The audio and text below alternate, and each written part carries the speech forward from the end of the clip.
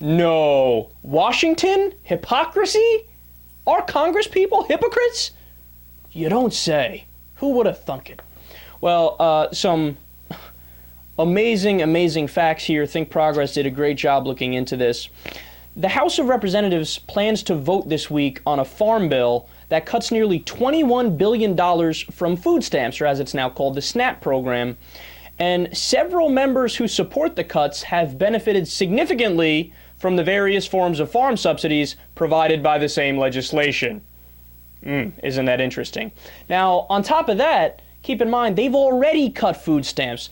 Notice, every time they want to balance the budget and they want to do government cuts, they never go for, well, we need to cut back on the corporate welfare because we just have too big of a deficit. No, they always go, all the programs for the poor, put them on the chopping block, get rid of them. So the people who need the programs the most, your programs are on the chopping block first. It's never the $4 billion subsidy for ExxonMobil that has to go first. That gets protected. Why does it get protected? Because the politicians are bought by ExxonMobil. They're bought by the big corporations and the rich, which is why those things, they always get their welfare, but actual social programs to help the poor, well, we need to get rid of those first. So listen to these specifics. This is absolutely mind-numbing and stunning. Here are some charity cases that are our congressmen. Stephen Fisher of Tennessee, he says about food stamps, quote, "If you don't work, you don't eat. This is other people's money." He's a very small government guy. He wants you to pull yourself up by your bootstraps. Really interesting. So why did he take $3.5 million in corporate welfare in farm subsidies since the year 1999? That's so hypocritical. I don't know how this guy sleeps at night. Small government, unless it's for me. Then you could cut me a tremendous check and I'll raid the treasury all day long. All right, we're not done. Doug LaFalma, or LaMalfa, fascinating name, from California, quote, "We should be doing this as individuals, helping the poor, helping those individuals, or through the church."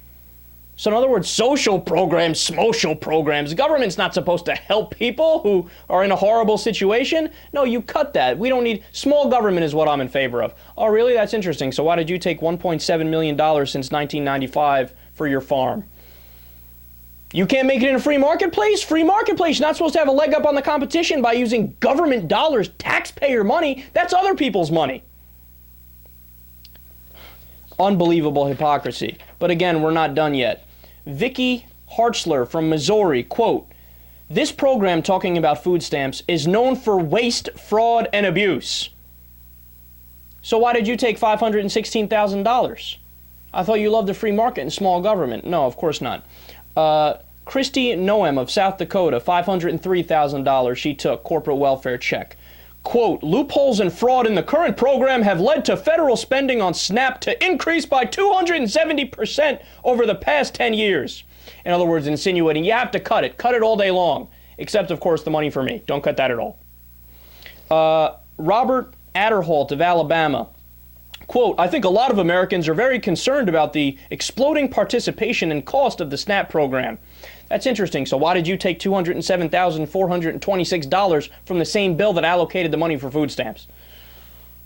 And notice something. The people getting food stamps, they get the equivalent of about $5 a day in benefits. Barely enough to get them by, just to keep food in their stomach, to keep them alive. But that's unacceptable, and they're moochers. Me, I'm not a moocher, though, even though I'm taking $207,000. These are sick human beings, man. These are the worst of the worst right here. They're idiots. They're morons. They are my enemy. They don't understand the basic principle of using the same standards on yourself that you apply to other people. Pathetic human beings. They should be ashamed of themselves. Marlon Stutzman of Indiana, quote, "Families have cut fat out of their budgets and are doing more with less. I think the government can do the same. Unless, of course, it's to give Marlon Stutzman $196,268 that he's received since 1997 in corporate welfare."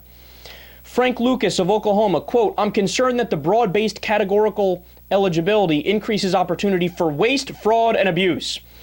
Since 1999, he received $40,613. These guys are sons of bitches.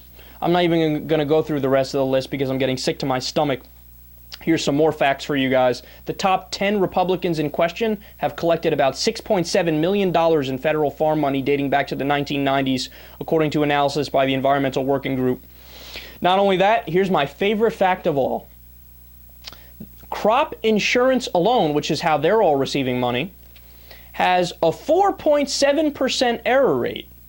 In food stamps, it's a 3.8% error rate.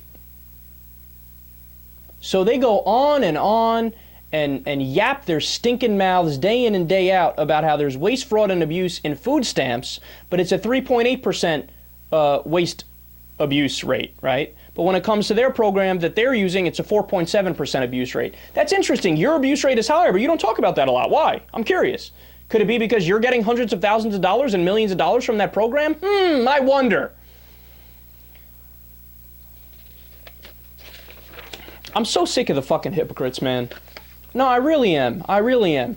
At least have the courage of your goddamn convictions. Is that much to ask for?